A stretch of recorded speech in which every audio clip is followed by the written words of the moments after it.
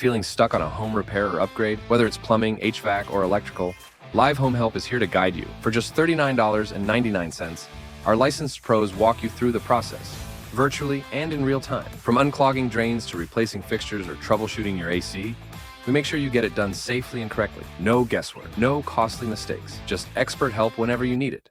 Here under the sink, our first step is to shut off the water supply for both the hot water like so, and then the cold water as well.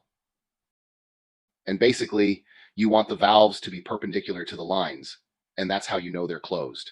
Like this one that's going to the dishwasher is still open because it's running parallel to the line. As soon as you're done with that, be sure to check up top and try to run the water. So here underneath the sink, this is the assembly that's holding the faucet onto the countertop from up above. So basically, we've got this little nut here that should only be hand tightened, and you may need to use a wrench of some sort to loosen that if it's really stuck on there. But more importantly, we have this threaded shank here with this brass nut on top. This is called the fastening nut, and that's what's holding this whole assembly tight onto the countertop, so that's what we need to focus on loosening up. There we go, so it will move. There we go, take that off. Now, if you've got an old faucet that has a hose like these that pulls out, a lot of times these newer ones, at least in the last decade or so, will have a little push button release here. So I can actually push this button and pull out the old hose section here, which is really nice. So that makes it really simple to be able to slide everything off of it, and it gives us easier access to unthread that bolt up on top. So with that released and open, we can actually take the weight off that's on here. You can take the hand threaded piece off, and then we have access to the whole hose. Now I'm going to take this installation tool that came with the new faucet, and I'm going to thread it right on here, and we'll put it up top, and then we'll use this to actually do a lot of the work for us. So I'm going to slide the installation tool up here. Let's see if it fits. Hopefully it does, around the bolt up here. There we go. Look at that. So that's actually a good fit. And then I should be able to pry it by twisting it lefty-loosey. There we go. I'm starting to loosen. Okay, I can unthread that now. Obviously, if you don't have the same option, you can use a set of pliers or a wrench to do this. But because I have the new tool, I may as well use it. And with that, the assembly up here should be loose. Yeah, there we go. So that whole thing should be able to slide right down, and now the faucet up top is also loose. So we're in good shape. At this point, the only thing left to remove the old one is these guys right here, our hot and cold water supplies. So I'm going to hold the valve in place, gently turn that, unthread. There's going to be some water coming out here, so I will place a towel all the way around here like so to absorb some of that water that's in the hose line and let this do any dripping it needs to do.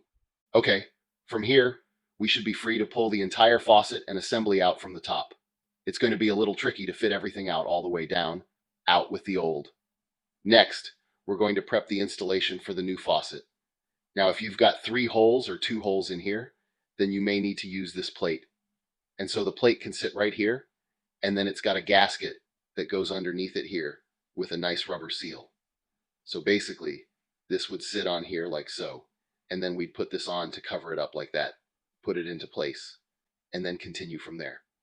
Where I just have the 1 hole, so we don't need the plate, we're going to discard this, and then we're going to use the round gasket. You want to pay attention to the gasket because it has a couple of cutouts for some of the pipes and the hoses to fit through, and those are usually going to aim towards the front of the sink, so aim toward me in this case. And with that in place, I can take the hose assemblies and drop those down in. And then that same button that we just had to pull out on the old one, we're going to slide that one in here. That one goes in a lot easier. And again, being mindful of the cutouts here, we're going to place those with the hoses. And then this, of course, will need to be, actually it goes the other way. So we want our handle on the right, like so. Just be aware that when you let go, this might try to tip over on you. It might have to lean like this because there's not enough weight holding it down there. Back here under the sink, we're going to take our little plate here that holds everything in, slide this on this shaft here, slide it up so that all of the hoses, all 3 hoses, are inside the little recess that's cut out there.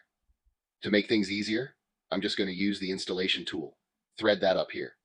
I'm just holding the hoses with one hand to kind of keep things from spinning up top while I fasten this just hand tight right there. I'm going to go check the top, make sure everything is oriented the way it should be with a handle on the right. And as long as that looks good, then we can come and fasten this all the way, using a screwdriver right through one of the holes in the handle, like this one here.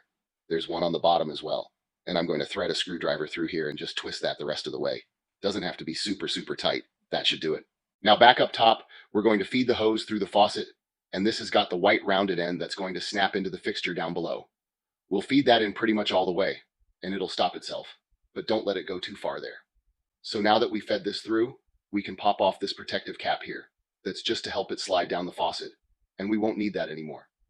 Now with that protective cap off, you want to make sure to clear it from anything. We don't want this to be wrapped around any pipes or anything like that, but it's going to go right up here. We'll push the button, and you can even just do this one-handed like that, and now it's securely in there. Next, we're going to take this weight, open it up, and there's a little dummy barrel in there. We want to make sure to take that out, and then this yellow marking on here, at least in this case, is exactly what we're looking for. We're going to put this in place just below it, and then if you can do it by hand, great. There we go. That one snapped in pretty easy, but that basically attaches and adds the weight to the hose so that it always easily pulls back into position. Next, we're going to connect our hot water line and cold water lines back up, and this is basically just the opposite of what we did earlier. Go righty-tighty and thread these back on. Now with these on securely, we're going to open the valves up slowly and just check for any issues. We're going to check for leaking. Okay, so far, so good. We're going to check for leaking on the bottom as well as on the top. There we go. That's pressurized. Now I'm taking a look up top as well, and as long as the water's off, nothing should be happening. All right, now we're ready to put on the hose head. So we'll take off the protective piece, pull this down a little bit, there we go, and thread this guy on. Go hand tight at first, tighten it on real good, and it should just snug right back up into place, like so. We've got our buttons, and let's try this out.